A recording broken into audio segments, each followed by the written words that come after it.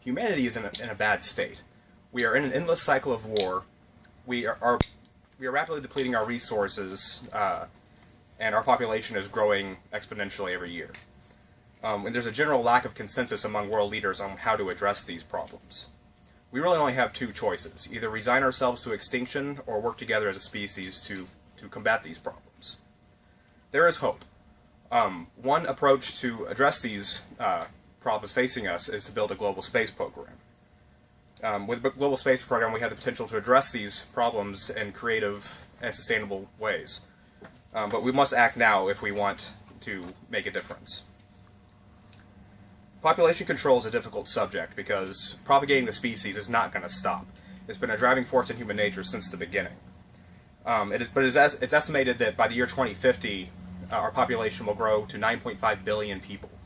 The tipping point may come before that even, with our continued depletion of resources and burning of fossil fuels. And food sources are a resource we're depleting as well. We'll have to increase our food productivity by 70% by the year 2050 if we want to maintain our population, according to the United Nations. There is some hope in the renewable energy field, like with solar and hydrogen power, but without the cooperation of global leaders or incentive for corporations to make changes, it's just not going to happen. And that might be our biggest challenge, is changing the global mindset on the matters. But how can a global space program address these problems? When it comes to the problem of our population growth, we have three options. The most realistic and viable of the three would be the colonization of the Moon and Mars. There's already some projects underway funded by private organizations like the Mars One project. The other two options are also viable, but still probably a ways off. Orbital colonies could sustain massive populations and safely orbit the Sun and use the Sun as an energy source. And then there's also space arcs, which might be a last-ditch effort to continue humanity, and that would facilitate a long-term journey through space with the components necessary to seed a planet with Earth life. Colonization efforts will also present opportunities to mine new resources from the places we settle on. We are currently in the planning stage to mine asteroids for resources. In fact, Deep Space Industries has announced they will be sending Phase 1 probes in 2015 to analyze what makes up asteroids and to determine which ones are worth mining. As we venture out into space in larger numbers, the solution to our global discord may fix itself.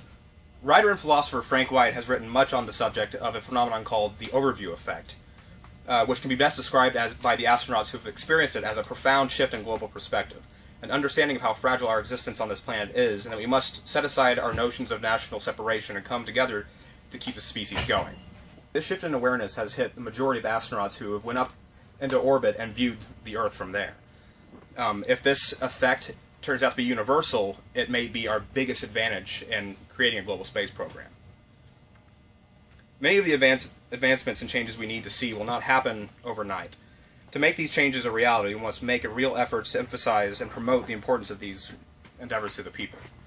First place to start must be education. Education is lacking, especially in the United States and other parts of the world, in the areas of teaching critical thinking skills. How can we expect to come up with creative solutions to the problems we face without teaching our children the importance of creativity and critical thinking? We must also teach our children what a sustainable planet looks like. I always was told that history class was there so that we do not repeat our past mistakes. Then why not look to what happened to the Rapa Nui of Easter Island? They depleted all of their natural resources in under a few generations, and their civilization collapsed because of it.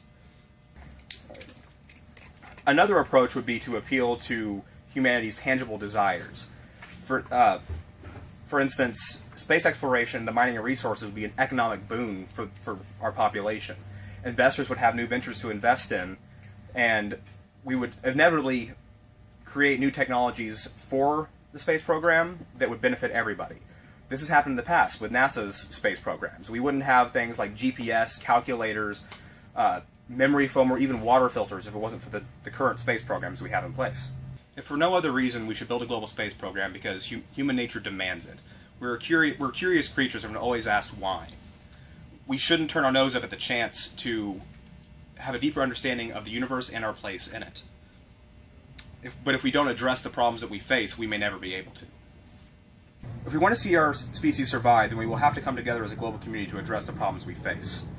We have to act before it's too late. We have to decide if we will let our current trends destroy us, or say no to that and refuse the doomed future that is on our horizon. The longer we take to organize our efforts towards the United Space Program, the lower our chances for a sustainable future. I think that what seems like fantasy now will startlingly seem more realistic as our situation grows more dire. I believe that space will be our salvation as a species in the long run, and we should make it our primary goal to get there.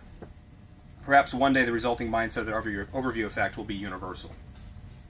In regards to the overview effect, Apollo 14 astronaut Edgar Mitchell sums up my feelings about our current situation pretty well. You develop an instant global consciousness, a people orientation, an intense dissatisfaction with the state of the world, and a compulsion to do something about it.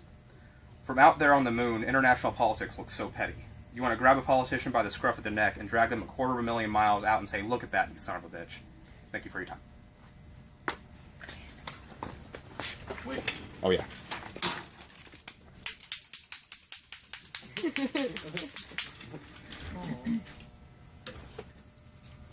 That's so cool.